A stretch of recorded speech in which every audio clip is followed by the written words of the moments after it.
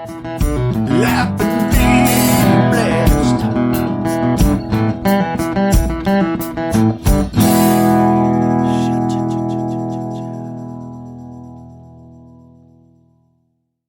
Welcome. Look at this.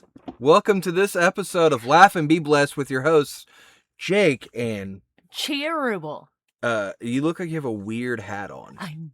Also, the way I've noticed, is it my eye? Does this eye keep close? I was watching the interview, and look at why is my eye like that? You know, we're supposed to be making it seem like we haven't done the interview yet. We're introducing then the interview, then it's fine. Look at my look at my eye. Lazy eye. What is up with that? Look how bad it is. I don't think Is it always like that? I don't know, because I don't know if like you're subconscious about it. Like, Tell me the truth. Is it new? No. I have a lazy eye? No one ever told. Look how bad it is, dude. This eye right here is almost normal. Is it all the time, or is it only whenever Okay. I want to be real honest. I need to hear it? I don't know, because of your glasses. I take my glasses off for you. When we're in bed and watching TV and the lights are off. No. I take my glasses off whenever we make whoopee. So are you saying that you don't look at my face? Let's be real honest. You don't every time, because there's been times I've wanted you to take your glasses off while I'm making whoopee, and you're like, yeah, but I don't want you to look all blurry. I want to see everything. Okay. But that's sometimes. There's been multiple times that I don't have my glasses on, so I'm wondering now if you even look at my face. And if you don't look at my face, is it because I have a lazy Maybe eye? I'm looking at something else. It's not even a good save. Welcome to this episode of Laugh and Be Blessed with Chia and old lazy eye Rubel over here. Dude, and whenever you guys will see, first of all, thanks for being here. We have an awesome episode. I don't know. Here's anyone who listens. Some people are probably new because this is on YouTube and we've never done it like this before. It's usually just us. We don't ever have anybody on here, but we decided to have a guest today, and we have an amazing guest we haven't even talked to yet. It's getting ready to happen. Oh, who's it gonna be? We're talking about, of course, David Weiner from the amazing In Search of Darkness series. You guys who have listened to the podcast, I almost said watch the podcast. This is the first one you've ever done that for. Who's listened to the podcast, have seen that, heard, not seen, have heard even that we are obsessed with this documentary series. Mm-hmm. It is amazing. It is like chef's kiss. We've talked about it. We've literally had full-blown episodes of this show that is just about that. So we got to sit down. I guess we're all sitting. It was not here. He didn't come here. But we got to talk. You're doing a lazy eye. You can't do that. That's mine. You can't. What? Hey, thanks for coming and watching Laugh and Be Blessed with Jake and Cheerable. Enjoy it. So distracted the next time we make whoopee. Because of my eye? I'm going to be trying to pay attention. That's all Come on. That's all I can think Who about. wants to? That's all I can think about right now. What's funny is it looks like I'm doing it on purpose. This is normal. So this eye right here, that's normal eye for me. How do I never know? I don't think it's that bad normally. Well, what did I do today to make my eye like that? Well, I mean, maybe you took some medicine. Oh. And your glasses are normally on. That might be it. But whenever I just noticed that whenever I was looking at the video to make sure everything worked for the interview that we're about to do, that we haven't even done yet, I just kept seeing. Also, I don't know what I'm doing because I also watched a clip of it, and I should have had our camera on this side and his camera on this side, because we're looking like this the whole time at his picture. So it looks like the whole time he's talking to us, we have our backs to him. Like we could care less what David has to say. And he was a great guy. Great And that's guy. not what it was. It turns out I'm not good at this. But you guys have stuck around, and I appreciate it. Speaking of stick around, check out our Patreon, patreon.com/laughingbeblessed. It's cool. Speaking of which, this will be available on our Patreon from now on. Now, this one here, specific, we're putting on YouTube because we want to get the word out as much as possible about In Search of Darkness, the 70s. The whole point of the podcast is to feel like we're all just hanging out. So this won't always be the setup for our Patreon for doing it.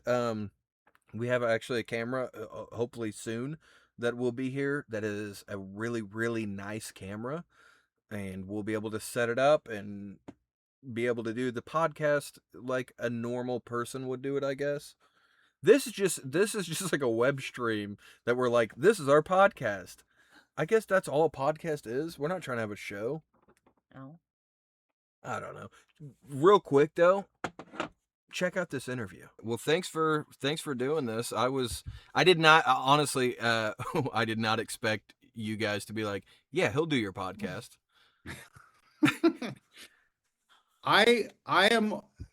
We're officially running. Yeah, but it's so the thing. It's just casual. It's all good. Yeah, it's literally, it's so weird. We never. You're the first person we've ever had on the podcast that's like Okay. not our kids. Well, I have an announcement to make. I am one of your kids. I can't afford you, dude. I've got enough already. When I first started the podcast, I'm a stand-up comedian, so I was interviewing other comedians, and it was just a way for me to network and get to know more people. And I did like 3 or 4 episodes like that, and then I didn't have anyone to interview, so I just had my wife on. And after that one episode, we were kind of like, oh, well, this is just what the podcast is. This is what we do. Yeah. And we've never done this before, but I've been emailing your people back and forth for, honestly, at this point, probably a few years.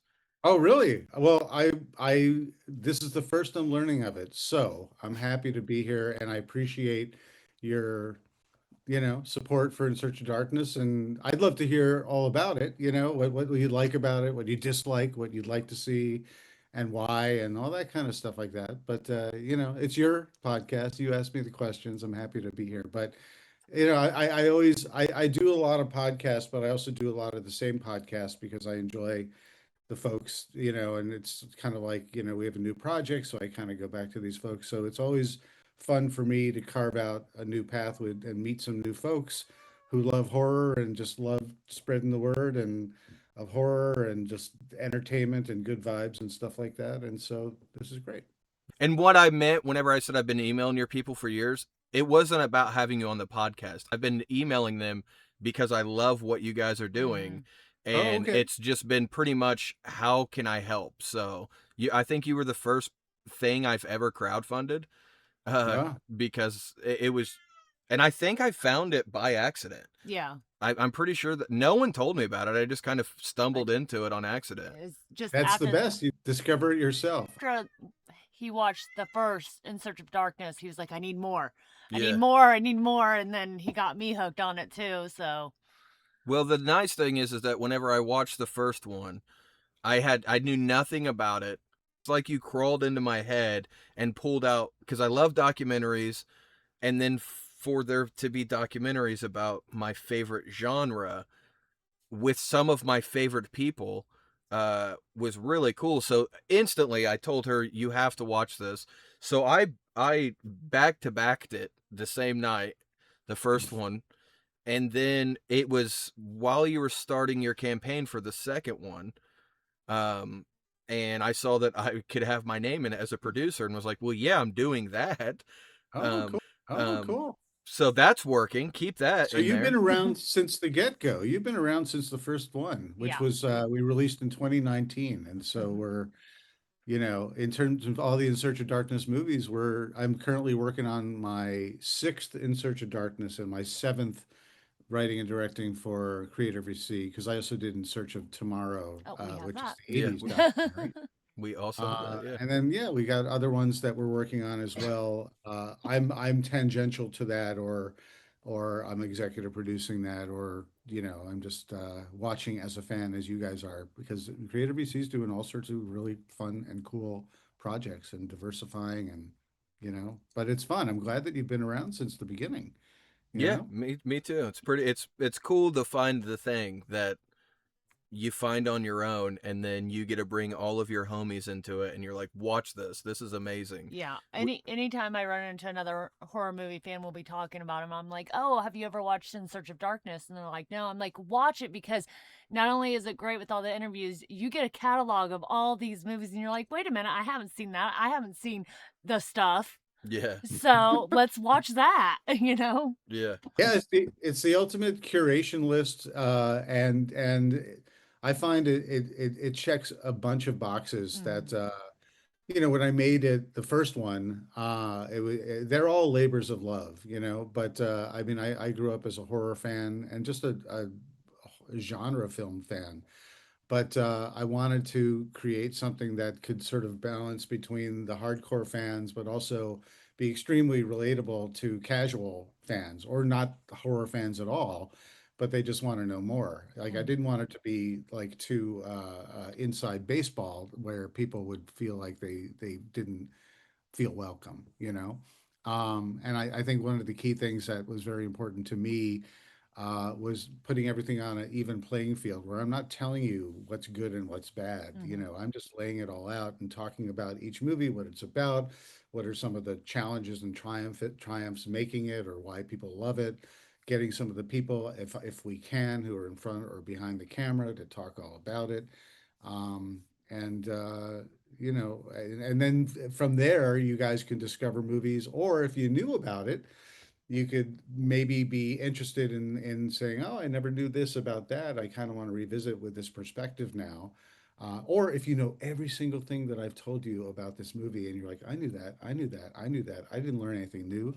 You could take pride Yeah. in being like, "Yeah, you're the ultimate horror fan. You know it all. That's good. Like that's cool." And share it with people who would love to see it too. No, That's how I think absolutely. about it. I mean, we even put it on for like road trips and listen to it while we're driving Hmm. in the car. So Well, he listens, I watch because I'm the passenger princess. well, I didn't want to say that we that the If either you're of us both watching. watching while you're I driving, I don't don't know. have You kind to of have my listen. eyes on the road. I just have to sit there. That's true. Do you feel like that you really wanted to do this because you really wanted to do documentaries, or was horror something that you personally was like, I want more and more people to see how I'm seeing these things? Well, it's as a project itself, the idea came from Robin Block, who's the CEO and executive producer. He's CEO of Creator VC, the company that makes these documentaries, and he's the executive producer. And he had this great idea. He's just like, because he was doing In Search of the Last Action Heroes about, 80s and 90s action movies. And he's just like, how cool would it be if we did this for 80s horror movies? Because he loves 80s movies and 80s horror especially. And he just thought, how cool would it be if we did just year by year every single movie in concept? There's way too many movies to be able to do that. But he brought that idea to me, but our paths converged. I'm simplifying the story quite a bit, but our paths converged because prior to this, I had been the editor in chief of Famous Monsters of Filmland magazine, which is a magazine that's been around since 1958, all about horror movies and genre film and stuff like that, sci-fi, fantasy, but mostly horror. And I really grew up as a monster kid, loving that stuff. So it's been in my heart ever since I was a kid, sitting in front of the TV, watching endless hours of TV until mom and dad said, "Get out and play. Stop watching TV. Your eyeballs are going to melt out of your sockets." But in my professional career, I wanted to go to Hollywood. I wanted to work on movies. I wanted to make my own movies. But I never really specifically said at any point, I want to make horror documentaries. But I did write about entertainment, and I did write about movies for years because I worked for Entertainment Tonight for 13 years, and then I worked for the Hollywood Reporter and LA Weekly, writing reviews and doing interviews. And I found what I really enjoy doing is talking to people, talking to creatives. And I love movies and I love geeking out over movies. And because I worked on movies as well on movie sets and so on and so forth, I felt like it was kind of like the perfect storm. And so when the In Search of Darkness project came my way, uh, I just thought this is like a perfect just convergence of all the things that I love and my capabilities as someone who's a coordinator, who's organized, who can produce, who can direct, who can write, who can interview and make something coherent out of this. And I was never, I would be lying if I said I wasn't intimidated by how much there was and how I was going to organize it into a documentary. But never was I intimidated by like doing a 3 or 4 hour documentary on this because the structure itself made sense to me by going 1980 to 1989 and then adding larger context chapters in between each year. So it's not just a relentless movie. You could have larger context talking about the whole jigsaw puzzle of the decade and how it all fits together. I was So. gonna point that out, how I love how it'll break it up. Like you'll have, a run of a couple movies and then the best screen queens, and then it Yeah. goes on, and then there's like another segment, and I really enjoy that aspect of it, like breaking it up like that. Thanks. And Yeah, I love playing with him whenever things like that come up. I'm like, oh, are they gonna mention this? Is this gonna be in the top 10 or Yeah. something like that? I've always thought that you could take those middle chapters between each year and you could put those together by Hmm. themselves. And of course you wouldn't have a 4 hour movie or 5 hour movie documentary anymore. But I think those are interesting enough to collectively define an era of horror, in any Hmm. given decade, and be very compelling and interesting. And I've always thought that we should do like a cut where it's just those and not the movies in between. Yeah. Not Yeah. that there's anything wrong with all the movies in between, but it would just make it more digestible running time. I guess for No. some people, Yeah, but I mean, I need maybe all of for it. normal Feel people. free to be like counterpoint and say, no, I want this to be 20 hours long I each was gonna time. Oh, say dude, the after longer the four better. hours, Yeah. another thing I really like is whenever it's going from year to year or from movie to movie, it'll have that backdrop where it shows all the covers. And what's really nice is you'll zoom in on the one that you're going to talk about, but you can see all these others around. So I'm like, ooh, what's that one over there? Let's look it up. But I mean, if you wanted to make a 20-hour one and bring all those into it, I'd watch that too. Yeah, because when we watch it, I mean, we'll watch all of them at once. Like, we'll just put it on. And there's times that it's just on in the background while we're doing other stuff. Hmm. We don't really listen to a lot of podcasts. It's basically our Yeah. podcast. It's like we just have it on all the time. So, honestly, that was my only critique with the 90s ones that you did was I was like, I wish this was longer. Yeah. Well, well, that was, our era. Of course, all the other, the 80s and everything, we were late 80s babies. So, of course, we watched them, but not in like real time, where like I Right. remember when Scream came out. And how old were you when Scream came out? Was it 99, Oh, 96. 96? So I was 8. Okay, so Yeah.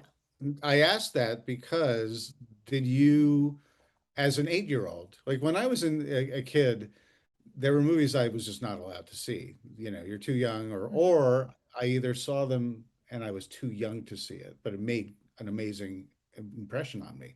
So, like, did you hear about it first? Did you see it early on, or you just knew it was a big deal and then you eventually were able to see it? That's my real I question. think I think I seen it probably when I was 8 or 9. It hadn't been out too long. And I don't remember how it got in the house because we weren't supposed to have horror movies in the house. I think a friend of my sister's a couple years older. I think one of her friends brought it over. And I had before then, people had tried to watch horror movies with me and it was just too scary. But that one I really latched on to because I'm like, oh, okay. this is realistic but scary at the same time. And so that became my franchise. And what's great is my daughter, who's getting ready to be 17, that became her franchise. Probably, I don't know, she was probably like 10 the first time we let her watch Scream. To where, you know, a Yeah, couple- we're not great we're not good parents. But like, you know, what was it, 2-3 Christmases ago, that's all she wanted. So she got like Ghostface hoodie and t-shirt and blanket and earrings, and everything was Ghostface for her Christmas presents. You know, I think collectively as horror fans, there's always at least one title, if not many, that we saw too early, you know. But there's different types of people. Friday the Friday 13th. That's There, mine. there's different folks, and it depends on how you're wired. And some people are traumatized from an early age, never again. And there are others who are just, you know, they might be scared and frightened, but they're like more, more, more. I need to understand. I want more. I'm totally, you know, hooked on this stuff now. And so, it doesn't make you bad parents. You know, if your kids demand it and then after they saw it, they were okay. Like I remember my son, I have a 14-year-old kid, and I did not show him horror, but you know, he wanted to see Jurassic Park. And I just said, because he loved dinosaurs, but I was just like, you need to understand. I told him when he was really young, you know, because he was, I don't know, I can't remember now. I forget. I glaze over the numbers now, but he was, Yeah. you know, maybe 5 years old or something like that. And I just said, the dinosaurs aren't real, you know, they're really loud and scary, but it's just movie magic. And he's just like, yeah, yeah, Dad, I know they're not real. Just put the movie on, you know, Yeah. and loved it. And there was no trauma whatsoever. So I did not declare myself a bad parent, but I definitely Yeah. had my apprehensions. I was very even apprehensive, even though he'd seen like every Jurassic Park. I was afraid for him to see Jurassic World. What was it? Fallen Kingdom. Mm. The second one?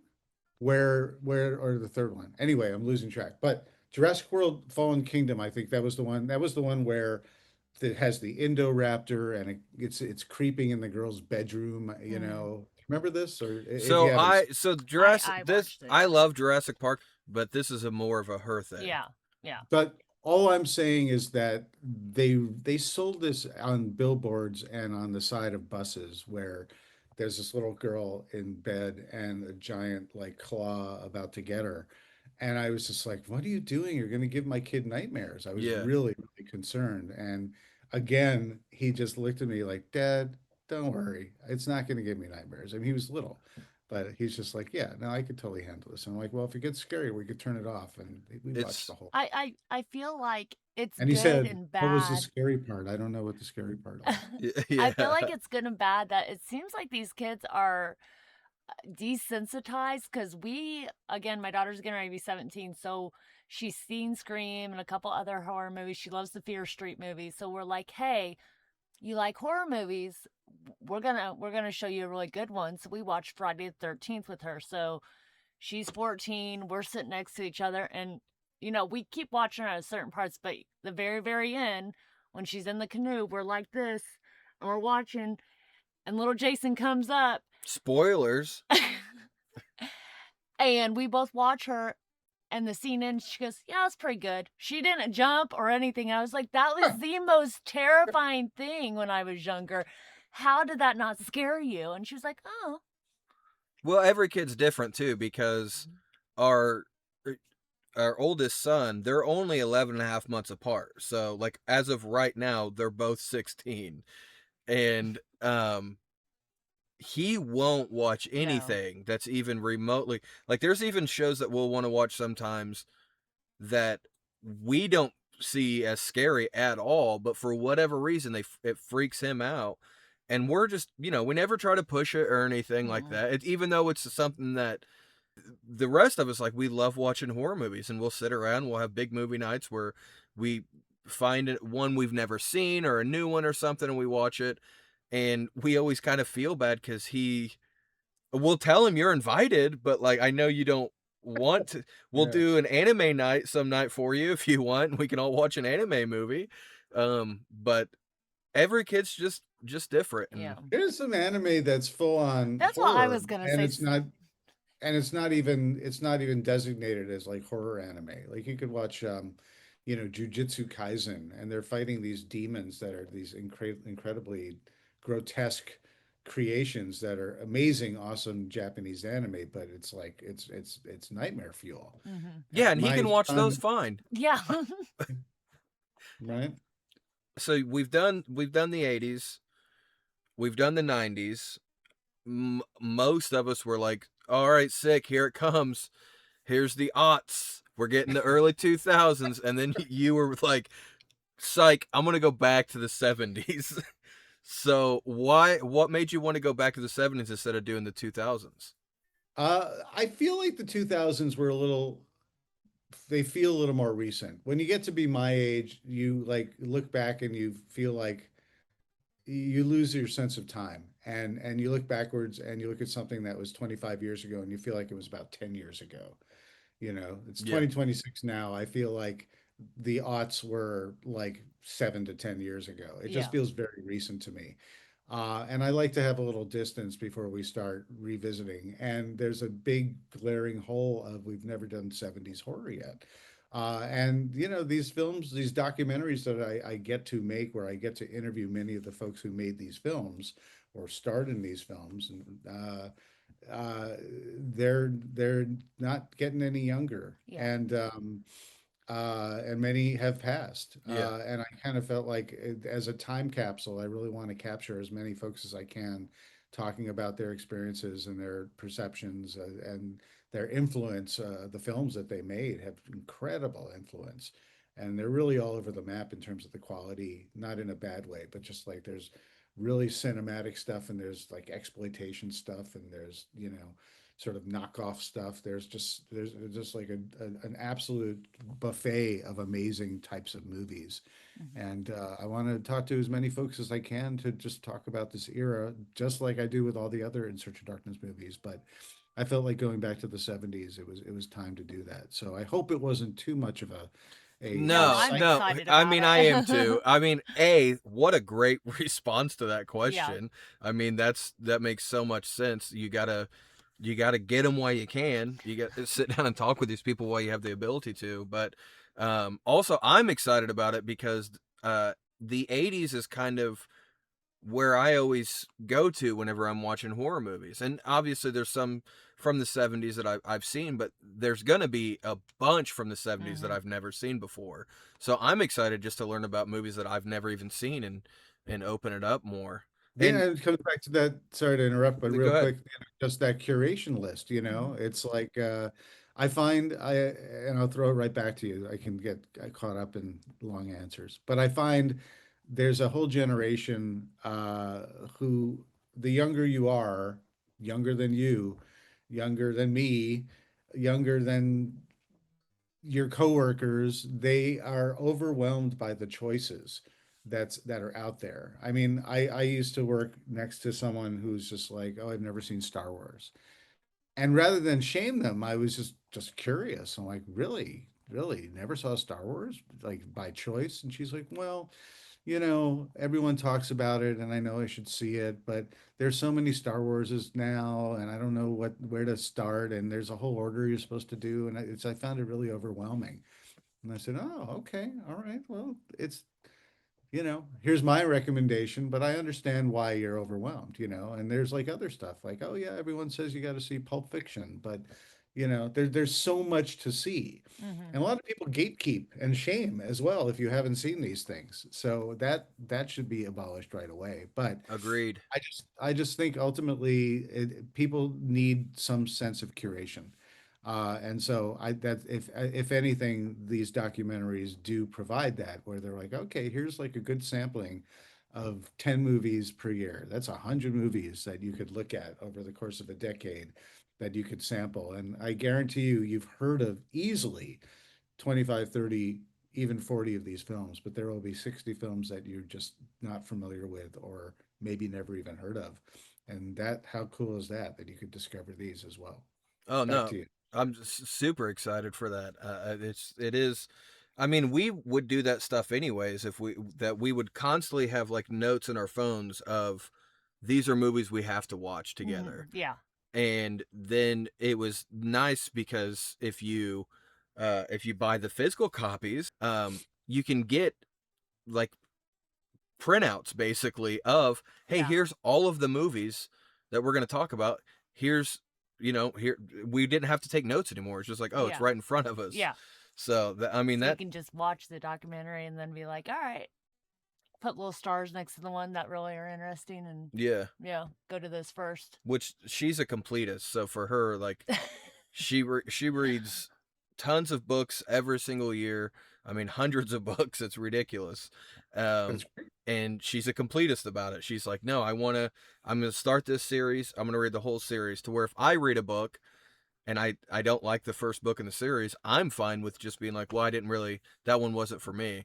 And she's like, well, now I have to read this whole stupid series that I don't even like because I can't leave anything unfinished.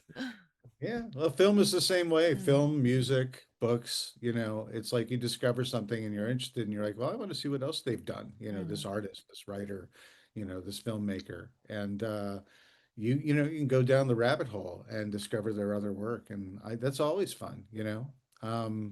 It's sort of this connective tissue that's a easy game to play. You're like, oh, what was this person in and what did they work on and who were they connected to? And then you start connecting the dots. And yeah, I understand the concept of being a completist. It could be a bit frustrating at times.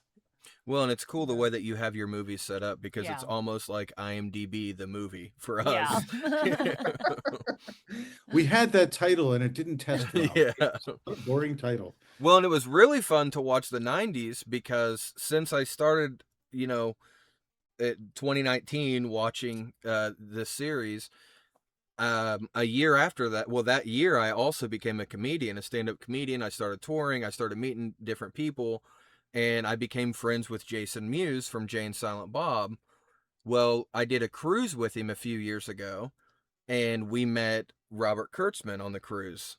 Oh, okay. Mhm. And I didn't even know that's who it was when we ended up hanging out with him and his wife for an hour. And I was just calling him Bob because 'Cause that's she how kept he was. call- yeah. That's how he was introduced to us. Had no idea what his last name was, and we talked for like an hour. We talked about movies and all kinds of stuff, and then he got up to walk away for a minute, and his wife was telling Chia a story, and she had said his last name, Kurtzman, and I was like, "Wait, is Bob Robert Kurtzman?" And she was like, yeah. So they ended up becoming, our friends. We hung out with him a lot, and I text him every now and then.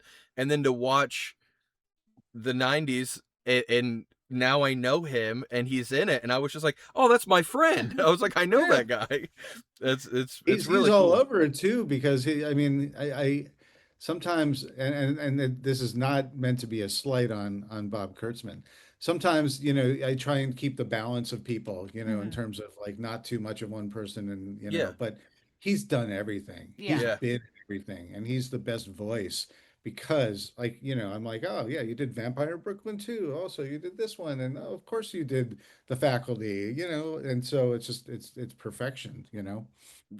Yeah. And it's so wild because you have a conversation with him, and you just would never in a million years did I assume that's who I was talking to, because he's such a fan. He still loves it so much, and just to have a conversation with him, and his work, I mean, you see it in his work. Everything that he does, he just still has such a passion for it. But it was really wild that I made friends with a guy based off of my love of horror movies, not realizing that he was like one of the kings of horror That's movies. even more fun because then it's like, holy crap, like Mhm. yeah, I've met people in the past where I found out later that boy, had I known, we would have had a very different conversation. Yeah. But tis what it is, Yeah, But probably wouldn't I, have been friends with him after that conversation, but because I didn't realize who it was, we were just Yeah. a couple guys Yeah, you chatting. didn't fanboy yeah, out right it's away, so he was like, "Oh, this guy's all right." most of the horror folks are very down to earth. They're Mhm. very unassuming. They aren't um full of ego. They just love movies. They love their craft. Um, then they love working in the industry, and that's why I really enjoy doing these documentaries so often and over, is because I could really it the people who agree to sit down with me are already happy to be there. It's not like I have to wrangle them. If they choose to be there, they want to be there, and they enjoy talking about not only their films but the films that they love, and so it becomes this big celebration of the era that they get to participate in as well as talk about their own experiences. And that's kind of the magic ingredient with this whole thing that I really enjoy, is that it's just this big celebration of a time. It feels like you're hanging out with the coolest table in the room in the back of the bar, and they've closed the bar, and you get to sit around with them as they chit chat and tell stories and have a good laugh and share some fun anecdotes, and you get to be part of that, and it's like a special thing. Yeah, I 100% agree with that. That is definitely the vibe that it puts out, and I'm excited to witness it in the '70s because it's just an era that I haven't. I mean, hopefully, eventually, we do get to at least the early. I feel like the early 2000s are almost the '90s, Uh-huh. so Well, hopefully the universe continues to shine down on this series, because I'm really interested in, years later, seeing an In Search of Darkness that maybe focuses on like horror TV shows, like Hmm. um the haunting of oh, Hill House the and haunting of Hill House and stuff. yeah, Because Uh-huh. I don't think, 70s, 80s, 90s, we didn't have a lot of, we had some horror shows, but I think, they here in the 2000s they become much bigger. So Yeah. that was. That's also another problem. It's a good problem to have, but Mhm.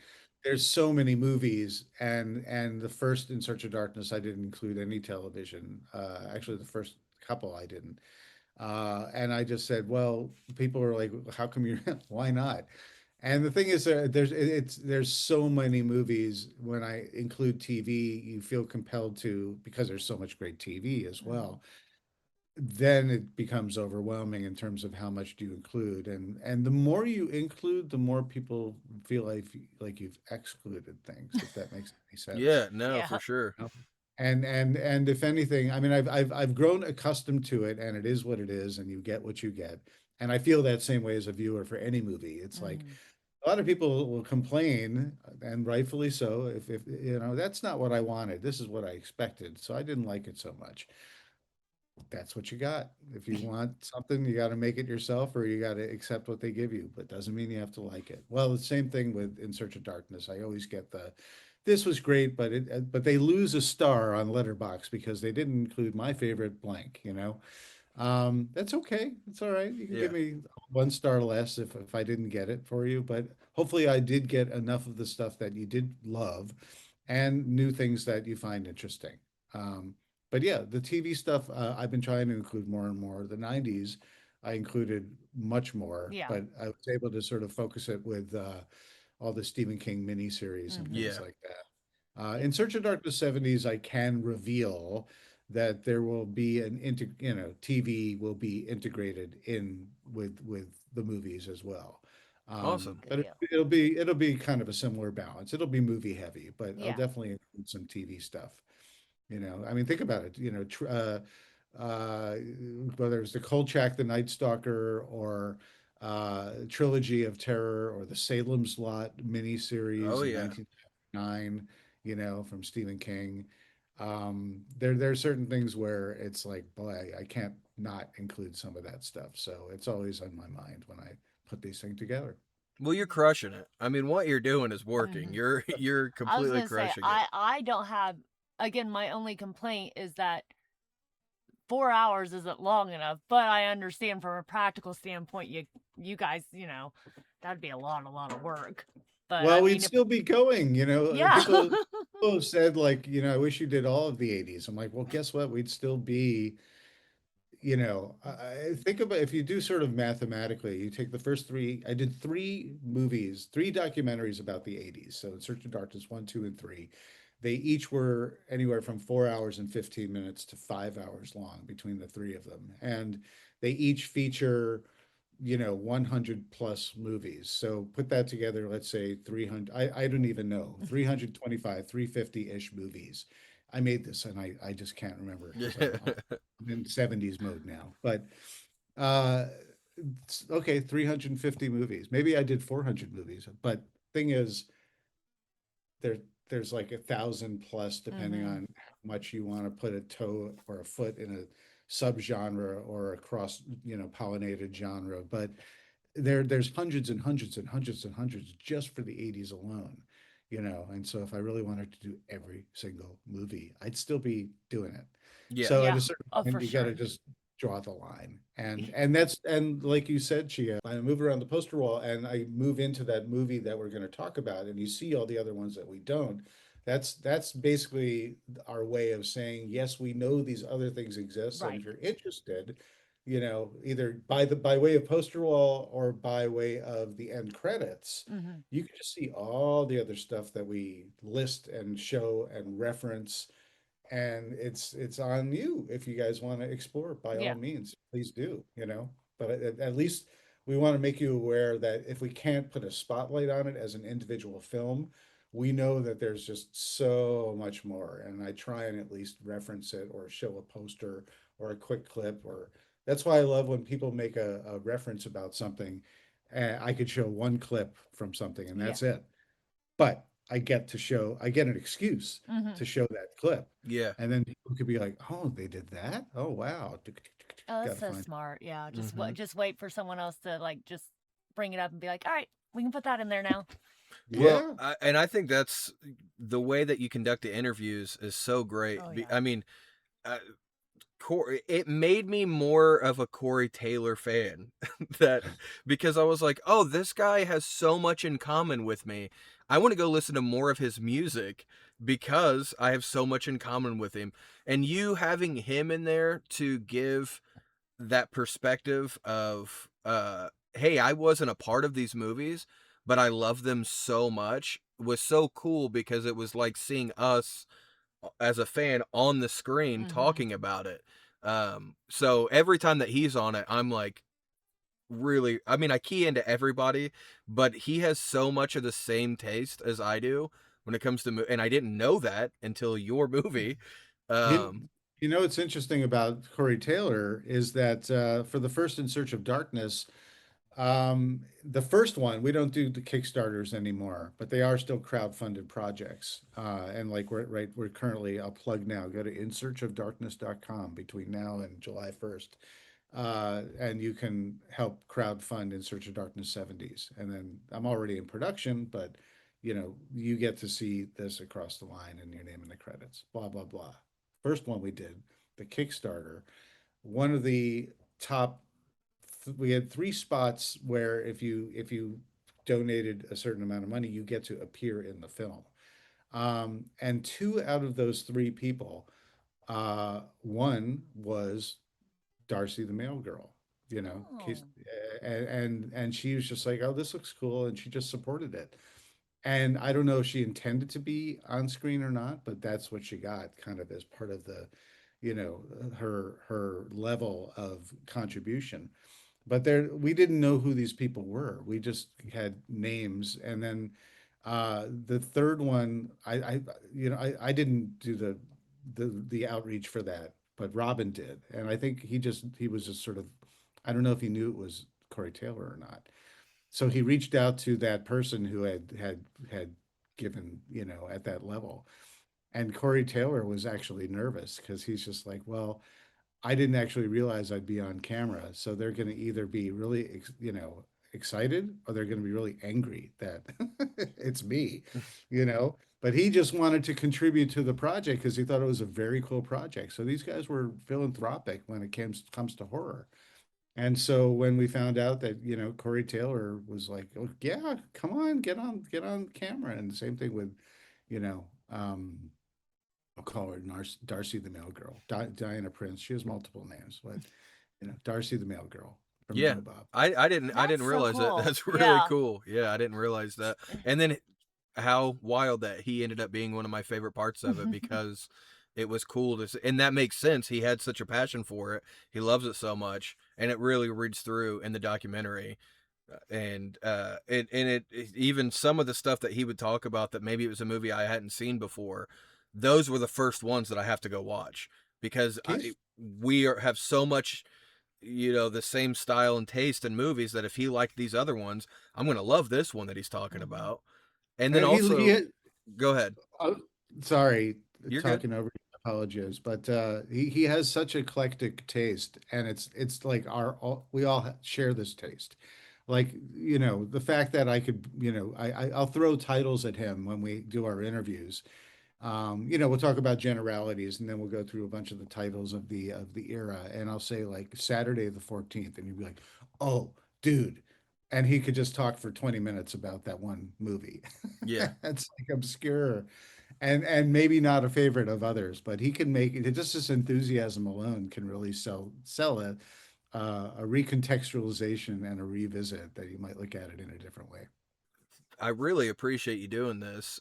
Yeah, well, and I mean, I just appreciate your passion that you guys love this stuff. It's very much about, we love these movies because they're kind of like a souvenir. These documentaries, when we put all these movies together, you could learn about new movies, but they also are kind of like a souvenir of your upbringing and your childhood and your teen years, and those times when you saw something when you probably shouldn't, but it made an indelible mark on your brain, and it's kind of burned in there in the best way possible, and it makes you just a fan of this stuff, whether it's the practical effects, whether it's the acting, whether it's the scares, whether it's the story. But it's also more than the movie. It's about who you were with, and who you were watching the movies with, who you were at the time, all that kind of stuff. It's like a nostalgic smell, Yeah. like you smell something, and there's nothing like scent that takes you right back to that moment in time, whatever it is, when you smell something. Watching these documentaries, or listening to a song you haven't heard, and it takes you right back. I feel like these documentaries sort of collect this era in sort of one package, where the nostalgia is awesome and overwhelming in the best possible way. But you get to learn all sorts of new things as well, and you get to be seen, I think, because as a horror fan, a lot of us feel like we're a little bit of outsiders, or there are lots of people who don't understand horror. My parents, Right. Yeah, my I was mom still to this day, she's like, I don't get it. I was thinking that earlier whenever you were talking about, all these people you interview, how just nice and sweet they are. I thought, well, it's, for those of us who grew up liking the dark and twisty and creepy crawly things, we always felt like the outsiders. So whenever you find your people, you're just happy to find your people. Yeah, and you connect with, when you watch these documentaries, you realize you're in good company, Mhm. and anyone will tell you. And I'm sure if you've gone to conventions or just even friends, the horror fans are the sweetest human beings, and they defy expectations if you think that they're anything like their, malevolent characters that they Mhm. play on screen. Yeah. Yeah. I mean, it's such a privilege to like be able to talk to, like, Doug Bradley, and talk about Hellraiser movies and stuff like that. But I've talked to him a couple times, and the last time we chatted for the 90s stuff, when we were done, he's like, always enjoy chewing the fat with you, David, Oh. Yeah. and that to me is like, that's, I'll be floating on air the rest of the day, because it's just, they're having fun too, talking about this Mhm. stuff. Well, I appreciate the fact that you've taken, the monster media from print to where now kids aren't reading print or anything like that, and that's what these movies are. It does feel like you're just reading through those old magazines, and Mhm. Mhm. it's the audiobook of that. Yeah. That's what it is. So I Have appreciate. your kids watched them? Oh Yeah. yes, yeah. My not They like, They all have watched them, but Like my two pieces of boys them. don't care that much about it. But our 17-year-old loves them. Yeah. Like oh, okay. she loves them, and sometimes, she'll look up movies that you talked about in the documentaries for us to watch as a family. Mhm. She'll be like, "Well, this was Oh, in awesome. Search of Darkness. We should check this one out." So Oh, very cool. Mhm. yeah, especially the 90s, because that's for our kids. The 90s is like when I was growing up, we fantasized about the 60s and 70s. Our kids are doing that at the 90s now, so it's this, like, my son was wearing a pair of pants that looked just like Jinko pants, and his hair's dyed blonde, and I'm like, what's happening? Like, but somehow I'm not cool, and I'm like, I originated that, dude. You can't call me an unk whenever you're I was wearing. gonna say, I'm sorry, you're an unk now. Yeah, I'm like, it Listen, doesn't make sense. it All my takes an pictures look like that. unk to know an unk is all I could say. Well, thanks again, man. I really appreciate it. We could talk to you for hours, Mhm. so it's amazing to talk to you. I appreciate your vision, and just keep going, man, because we My want more. pleasure. Yes. I appreciate your passion and the fact that you guys really, really love this stuff and that you value physical media too. Mhm. That's important as Oh, well. yeah. If you could see the rest of my cabin here, it's ridiculous. It's VHS tapes and board games and Nintendo games and all kinds of stuff. So That's awesome. Like a lot of the stuff that's all been on, electronic media, digital media, all that kind of stuff like that, especially with streaming, it comes and it goes and you can never find it. A lot of this stuff plays on Shutter now, and that's wonderful, and, mhm. and more eyes get to see it. But people have been like, well, where's In Search of Darkness 2? It's been gone. And In Search of Darkness, there was hard to find. And those seem to be coming back currently. But the thing is, they come and go. And Mhm. so when it's on your shelf, you can grab it anytime you Yeah. Yeah. want. And at last I'll say about the subject and is that I'm noticing that there's a trend now that a lot of people are buying up VHS, Mhm. because they're and DVDs, but just standard. I can hold it in my hands. I could pop it in whenever I Mhm. want because they're tired of chasing things around on streaming. And if Yeah. they find something that they love and want to watch it as often as they want to watch it, they just literally are like, wait, you can buy it for pretty cheap now.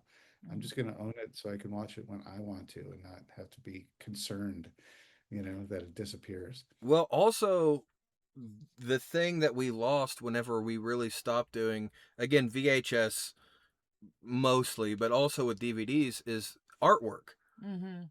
I mean, it's not the same to click a button on your TV and see a little tiny No, little thumbnail. I don't even pay Right. attention to the artwork on streaming. I just realized that. I Yeah. can't tell you a movie cover that I've seen only on streaming. I can't be like, oh, the movie cover that looks like this. I can't. Yeah. If it's a physical copy, I can, but I just realized that if it's streaming, Well, I can't and think of one. that's, I mean, growing up, that's how we picked things, was that Mhm. we would see the artwork at the video store. Literally, my friend Tony said something to me a while back. We were talking about horror movies, and he's not a really big horror buff, but he knows them, and he goes, what was that movie? He goes, there's a movie, I never watched it, but I'd see the poster in the video store, and he said it was like this girl was ripping her mouth open and there was a meatball in her mouth. And I was like, are you A talking about, meatball. I was like, are you talking about Dead Dead Alive? alive. Yeah. Yes. Yeah, Dead Alive. And I went and got it off the shelf, and I showed him, because we were in a Discord call, and I showed him the picture. And I was like, this? And he's like, yeah. And I was like, you thought that was a meatball and it scared you? Like, that was, but for whatever reason, that he saw that as a meatball. But we don't get Well, stuff like maybe that. he's afraid of meatballs. Maybe that's a whole Yeah. other story. Either that, Yeah. or just on the shelf next to it was meatballs. Meatballs too, maybe. Exactly. Well, if it was meatballs 2, 3, 4, it's definitely horror. Yeah. Something to be afraid of. No, nothing to meatballs. But yeah, yeah, it's a time gone by that it's something to be cherished and rally to bring back in some way, shape, or form. Mhm. Yes, But definitely. yeah, you guys keep on doing what you're doing, and being yourselves. And I think that's what sells your podcast is your chemistry and interactions and talking about what you want to talk about. So I think that's great. And Well, I thank would you. I Thanks. really appreciate you rallying for these because we still at the end of the day we're just an indie company, making documentaries that we feel passionate about and we get to do it our way because we're not some big streaming entity. Mhm. We're not Shutter, we're not Netflix, we're not Disney, we're not anything like that. Nothing wrong with those, but we get to do our own thing in a very small team. We make, manufacture, and distribute it all ourselves. Oh, nice. But we offer cool things as well. Very long form documentary. You get your name in the credits, so you could have some sense of connection to it, that you got it over the line. Posters and all the other fun little bells and whistles and stuff like that. But fundamentally, it comes down to spreading the word and support and putting your money where your mouth is when you're supporting an indie company that's doing what you love. And so it's much appreciated. So thanks, guys. Well, the nice thing is that it never feels like we're just throwing our money at something. We definitely get our money's worth. So thank you. Yes. All right. Sounds good. My pleasure. That was great. That was really, really fun. I really, really enjoyed it. I'm going to be honest, though. I don't know why. I feel so dumb about, like, I didn't know what. I don't know. I'm not a good interviewer, I guess. You did so good. You carried. I feel like you carried. And I think that's what threw me off, is because I was fully prepared to be like, she's going to sit here and just be pretty. And because I'm good at that too. You're so good at it. It's ridiculous. No, it's because even before we started, you were like, I don't even know what I'm going to say. Like, I don't even know how to talk to him. Like, I don't know what's going to happen. And then I was like, okay, the podcast I had before this was called Dude, Remember This. And this is literally what I did, was I called people. It was different then, but I would call people on, Skype or Zoom or whatever, and then interview them. And then that was the podcast. And I was fully prepared to do that. And then we get going, and you carried it. And you just started go, and then it threw me off so much to where I was just like, no, she's doing great. Sorry. No, it was so good. It was so good. But then I realized that the majority of that episode, I feel like it's just my wonky eye and me being like, yeah, I like that too. No, I thought you did good too. Oh, thanks. Stop it. But you know what? I realized that because I always thought, the idea of interviewing someone, that makes me really nervous. Sure. I practically interview people all the time. 100%. Yeah. I'm just more like, it's just medical stuff. yeah, but yeah. No, you did so good. I'm so proud of you. thanks. That was great. Thanks. So hopefully you guys enjoyed this episode. This is like this has to be our favorite episode. Like, this was for us 100%. It was so fun. It was amazing. And if you guys don't know what we're talking about, please go watch the In Search of Darkness.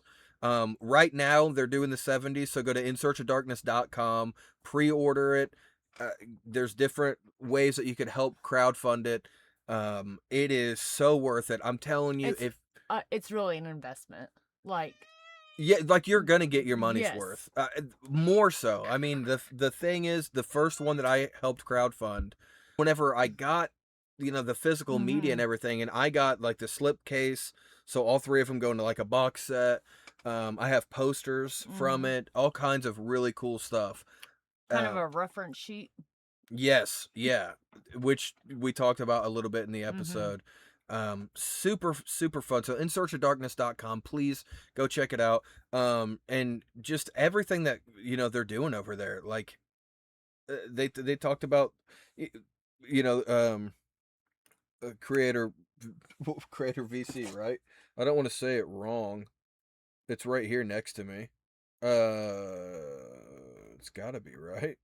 Yeah, CreatorVC. I was right. I second guessed myself. Look, that's what's cool about having a physical copy of stuff. Yeah. Physical media. You're not 100% on something once you just read it. I didn't have to look it search that at all. I had to look right next to me. Search it up. I didn't have to search it up. I had to look right next to me. If you currently don't have the physical copy, it's Search worth it a up. Google. Yeah, you should. Yeah, it's worth a Google. You should search it up. Look at it. Watch it. It's so great. But they're doing all kinds of stuff over there. I mean, there's. If you're like, Jake, listen, horror movies, not for me, you're a creep. Okay, I get it, whatever. Don't call me a creep. Kind of rude, honestly. Yeah, for real. But, Jeez. I mean, it is what it is at this point. But if you're not into that, they have, like, In Search of the Last Action Hero. Watch that if you like action movies. They have a lot of different things. What's the other one? In Search of Tomorrow? Yes, the sci-fi one. Yeah. Is it In Search of Tomorrow or Tomorrow? Tomorrow, yeah. I was looking at our backdrop Mm-hmm. because it's on our backdrop, but because that's our movie shelf, but it's right here, I think. Because there's In The- Search of Darkness yeah, right there. right So there. it's probably It's like right over, here. It's over here like, somewhere. right there. It might be here. I was gonna get you. I was gonna get you. This was so much fun, guys. I know it was different, but you guys, a lot of you have been like, "Why don't you have a video?" Well, here's a video, dude. Yeah. Look at it, and check it out. So fun. And go support cool things. If you're like, you know what, that's not really for me, you should just support people doing cool things sometimes. If you have the means. If you don't have the means, I get it. You know, hopefully it'll be streaming somewhere and you can watch it. But Go support an indie company. that's what I'm saying. But I'm just like, what if it's an indie company watching this and they're like, man, I'm trying to get support myself. Give support to get support. Give support to get support? Yeah. Well, that means if I give $50, Yeah. then I have to have $100 given to me for it to even make sense. I've heard it both ways. Do it. Do what she said. She's right, you know. You should totally just do that. Also, I put this out here because I thought that I had it to where I'd have to hit the space bar to mute and unmute. For whatever reason, as soon as he got in there, that stopped working. So it was just open comms, which was way better. Mm-hmm. But I thought it would be fun because Zoom said you can just like hit the space bar to unmute, or so you'd be muted unless you were holding the space bar. And I thought since this is like a little handheld thing, and I could hit that, and then with the mic, I thought I was gonna be like a cool like dispatcher. Like it made it made me feel cool to be like breaker 19. That's like, a big 10-4. like to hit the button, and then it didn't even work. So I was just like, well, there goes that idea. I thought that was gonna be super fun. So thank you for hopefully you enjoyed this episode. Thanks for being here with us, guys. If you are not a part of our Facebook group, Jake and Chia Rubles Blessed Ones, please go check it out if you want to. Subscribe. I don't care. Like and subscribe. I don't care. Do whatever you want as long as you're supporting In Search of Darkness. Leave us alone if you have to, but just go support that so I can watch more of them. I'm excited about everything they're doing. Excited. I'm excited about everything. I can't wait. Oh, now I'm not excited about my lazy eye. None of you told me, by the way. Lazy So many people who listen to this have seen me. I feel like it's None of worse you've said when it. you start talking about it, and it might be like a little bit, but then as soon as you focus on it, you're like, I feel like Popeye, dude. but you're not. You don't know. You won't look at my face, it turns out. You kind of are because you're so strong, and you do eat spinach. Fine.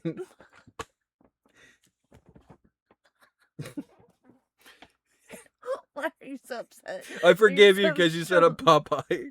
No, because the lazy eye. But I forgive you now. Thanks. You're supposed to. I never know how to set you up for that for the outro. Like I never know. Like it feels so hokey, but at this point, I know I have to say something. We just stop. We just stop right now. Just breaker 19. Over now. That's how we start. That's how we stop the podcast from now on. Over now. Over now.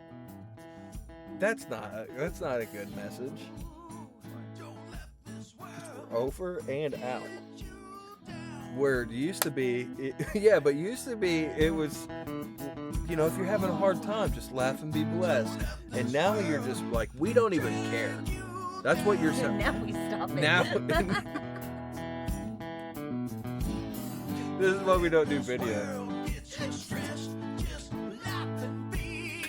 If you're having a hard day,